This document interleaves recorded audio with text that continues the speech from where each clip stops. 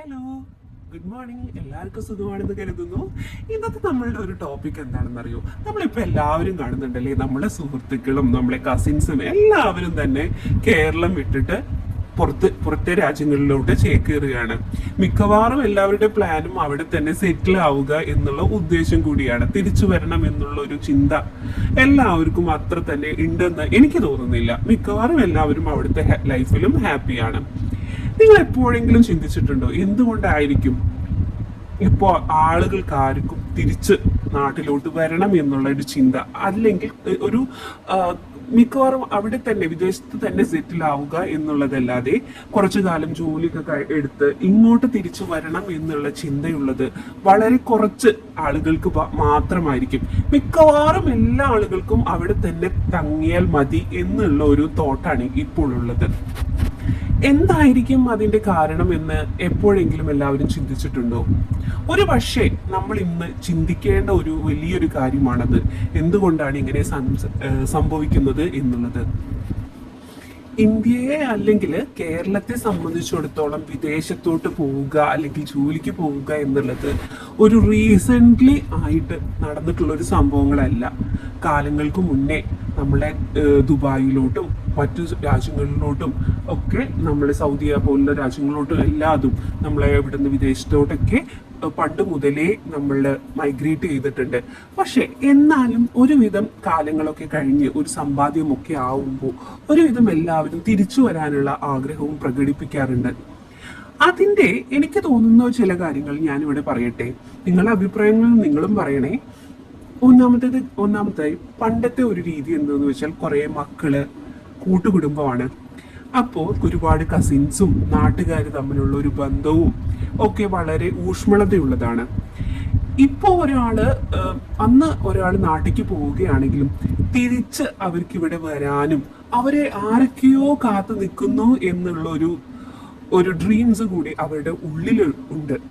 അതുള്ളത് കൊണ്ട് തന്നെ ആയിരിക്കണം തിരിച്ച് അവർക്ക് നാട്ടിലോട്ട് വന്ന് സെറ്റിലായി നാട്ടിലുള്ള സുഹൃത്തുക്കളുടെ കൂടെയും കസിൻസിന്റെ കൂടെയും ഒക്കെ തുടർന്നുള്ള അവരുടെ വാർദ്ധക്യകാലം എൻജോയ് ചെയ്യണം എന്ന് അവർ ആഗ്രഹിക്കാറുണ്ട് അല്ലെ. അവർ കാത്ത് ആരൊക്കെയോ ഇരിക്കുന്നുണ്ട്. കാരണം ഒരു പരിധി വരെ അന്നത്തെ ആളുകൾ കൊടുക്കുന്ന ബന്ധങ്ങൾക്ക് കൊടുക്കുന്ന അല്ലെങ്കിൽ അയൽക്കാർക്ക് കൊടുക്കുന്ന ഒരു റെസ്പെക്ട്ഫുൾ ബഹുമാന്യം, ഒരു സ്നേഹ പ്രകടനം, അതൊക്കെ ആയിരിക്കാം അതിൻ്റെ ഒരു കാരണം. അതുകൊണ്ടാണല്ലോ അവരെ ആരൊക്കെയോ നമ്മുടെ നാട്ടില് കാത്തിരിക്കുന്നതായി അവർക്ക് തോന്നുന്നതും. ശരിയാണ്, അവരെ കാത്തിരിക്കാനായിട്ട് ആളുകളുണ്ട്. പക്ഷെ നമ്മളുടെ ഒരു ജനറേഷനിൽ എത്തിയപ്പോൾ എന്താണെന്നറിയില്ല, ഇതിനൊക്കെ ഒരുപാട് മാറ്റങ്ങൾ വന്നു അല്ലേ? നിങ്ങൾക്ക് തോന്നിയിട്ടില്ലേ? പണ്ടൊക്കെ എന്ന് പറഞ്ഞു കഴിഞ്ഞിട്ടുണ്ടെങ്കിൽ എനിക്ക് തോന്നുന്നു കുട്ടികളെയൊക്കെ പാരൻസ് കുറച്ചും കൂടെയൊക്കെ ഒരു കസിൻസുകളായാലും നാട്ടിലെ കുട്ടികളായാലും തമ്മിലൊരു വളരെ നല്ലൊരു സ്ട്രോങ് ആയിട്ടുള്ളൊരു സൗഹൃദം അല്ലെങ്കിൽ ഒരു പ്രത്യേക തരം സ്നേഹത്തോട് കൂടിയിട്ടുള്ള ഒരു ബന്ധം ഉണ്ടായിരുന്നു. പക്ഷേ ഇനി നമ്മുടെ തലമുറയിലേക്ക് അത് വരുമ്പോൾ, ഇപ്പോൾ നമ്മളുടെ കുട്ടിക്കാലത്തോട്ട് നമുക്കൊന്ന് യാത്ര പോവാം. നമ്മുടെ ചെറുപ്പകാലത്ത്, ഞാൻ ഇത് കുറച്ചും കൂടി 90s കാര്യമാണ് പറയുന്നത്. നമ്മുടെ കുട്ടിക്കാലത്ത് വളരെ കുറച്ച് ആളുകൾക്കെങ്കിലും, ഏറ്റവും കൂടുതൽ ഇപ്പോൾ മൈഗ്രേഷന് വേണ്ടിയിട്ട് തയ്യാറെടുക്കുന്നത് 90s ആയതുകൊണ്ടാണ് കേട്ടോ ഞാൻ അത് എടുത്തു പറയുന്നത്. പക്ഷെ നമ്മളുടെ ചെറുപ്പകാലത്തിലോട്ടൊന്ന് പോവുകയാണെങ്കിൽ ഇപ്പോൾ നമ്മുടെ പാരൻസോ അല്ലെങ്കിൽ നാട്ടുകാരോ അടുത്ത റിലേറ്റീവ്സോ ആരും തന്നെ, ചിലപ്പോൾ നമ്മുടെ അച്ഛൻ്റെ ഏട്ടനോ അനിയനോ അല്ലെങ്കിൽ അമ്മയുടെ മേമയോ മാമനോ എന്നും തന്നെ വളരെ നല്ലൊരു ശതമാനം ആളുകൾക്ക് ഇവരിൽ നിന്നുമുള്ള ഒരു സ്നേഹം വളരെ പിശുക്കലോട് കൂടിയിട്ടായിരിക്കും ചിലപ്പോൾ കിട്ടിയിട്ടുണ്ടാവുക. ഒട്ടുമിക്ക ആളുകൾക്കും ചിലപ്പോൾ കുടുംബ പ്രശ്നം കാരണം തന്നെ അവരുടെ അടുത്ത തലമുറയെ സ്നേഹിക്കാൻ കൂടി മറന്നുപോയതായിരിക്കാം. അതിന് പകരമായി ചില സ്ഥലങ്ങളിലാണെങ്കിൽ അത് ഉപദ്രവം കൂടി ഉണ്ടാവും. വെറുതെ ചെറിയ പ്രായത്തിലെ നമ്മളെ കളിയാക്കല്, അത്തരം അല്ലെങ്കിൽ എന്ത് ചെയ്താലും കുറ്റപ്പെടുത്തുന്ന ഒരു ബന്ധുക്കൾ അല്ലെങ്കിൽ ചുറ്റുപാടുകൾ, ഇത്തരം സാമൂഹികമായ ഒരു രീതിയിൽ വളർന്നു വന്ന തലമുറയ്ക്ക് ഒരു പക്ഷേ ഇന്ന് തിരിച്ചു നോക്കുമ്പോൾ അവരൊരു വലിയൊരു കുട്ടിയായി വിവാഹ പ്രായമായി കഴിയുമ്പോൾ അവർക്ക് ഈ ഒരു പ്രായത്തിലൊക്കെ എത്തുമ്പോൾ തിരിച്ചു നോക്കുമ്പോൾ തന്റെ ചെറുപ്പത്തിൽ ആരും തന്നോട് സ്നേഹത്തോടു കൂടി ഒരു വാക്ക് പോലും കിട്ടാത്ത ആളുകൾക്ക് തിരിച്ച് അത്തരം അവർ ഇപ്പൊ നമ്മുടെ പേരൻസിന്റെ ഒക്കെ ആളുകൾ പ്രായമായി, ഒരു പക്ഷെ അവരിപ്പോ എന്തുകൊണ്ട് ഈ പിള്ളേരൊന്നും നമ്മളെ തിരിഞ്ഞു നോക്കുന്നില്ല, കണ്ടാൽ മിണ്ടുന്നില്ല എന്നുള്ള ചിന്തിച്ചിരിക്കാം. പക്ഷെ തിരിച്ച് ആ കുട്ടികളുടെ മനസ്സ് ആരും കാണാതെ പോയിട്ടുണ്ടായിരിക്കാം. ഒരു പക്ഷെ അവർക്ക് കിട്ടാത്ത ഒരു സ്നേഹം എങ്ങനെ അവരിൽ നിന്നും തിരിച്ചു പ്രതീക്ഷിക്കാം അല്ലേ? അതൊരു വലിയൊരു ഫാക്ടർ അല്ലേ?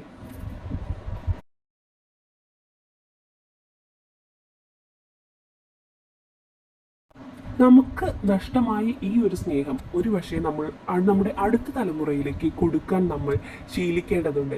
നമ്മുടെ അടുത്ത വീട്ടിലെ കുട്ടിയോ അല്ലെങ്കിൽ നമ്മളുടെ കസിൻ്റെ കുഞ്ഞോ അല്ലെങ്കിൽ സ്വന്തം ഏട്ടൻ്റെയോ അനിയൻ്റെ കുഞ്ഞിനെയോ നമുക്ക് സമയം കിട്ടുമ്പോൾ എത്ര തിരക്കുള്ള ജീവിതമാണെങ്കിൽ പോലും കുറച്ച് നിമിഷം അവർക്ക് കൂടി വേണ്ടി മാറ്റിവെക്കണം.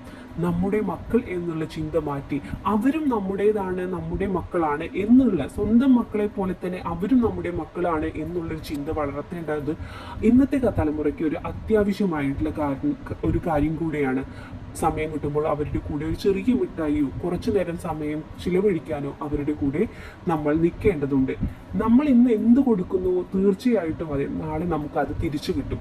നാളെ അവരും ഇവിടെ നിന്ന് മൈഗ്രേറ്റ് ചെയ്ത് പോകുമ്പോൾ തിരിച്ച് അവർക്കും നാട്ടിൽ അവരെ കാത്ത ആ സ്നേഹത്തോടു കൂടി ഒരു വല്യച്ഛനോ ചെറിയമ്മയോ മേമയോ അമ്മായിയോ ഒക്കെ കാത്തിരിക്കുന്നു എന്നുള്ള നല്ലൊരു നാട്ടുകാരൻ കാത്തിരിക്കുന്നു, നല്ലൊരു സുഹൃത്ത് കാത്തിരിക്കുന്നു എന്നുള്ള ഒരു വിശ്വാസം അവരുടെ ഉള്ളിലും വേണം.